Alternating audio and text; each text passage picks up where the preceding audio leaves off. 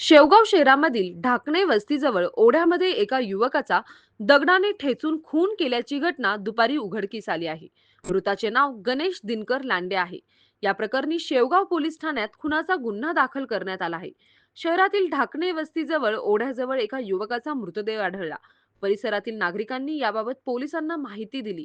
त्यानंतर उपविभागीय पोलीस अधिकारी नीरज राजगुरू, पोलीस निरीक्षक संतोष मुटकुळे, पोलीस कॉन्स्टेबल श्याम गुंजाळ, भगवान सानप, संतोष वाघ यांच्यासह पोलीस कर्मचारी आणि पंचासह घटनास्थळी दाखल झाले. पोलिसांनी परिसराची पाहणी केली. त्यावेळी त्याच्या शेजारी दगड आढळून आला. त्याच्या डोक्याला आणि पायाला जखमा होत्या. पोलिसांनी पंचनामा करून खुनाचा गुन्हा दाखल केला. घातपाताचा संशय असल्याने पोलीस या दिशेने तपास करत आहेत. या प्रकरणी 3 संशयितांना पोलिसांनी ताब्यात घेतले आहे. याबाबत चौकशी सुरू आहे.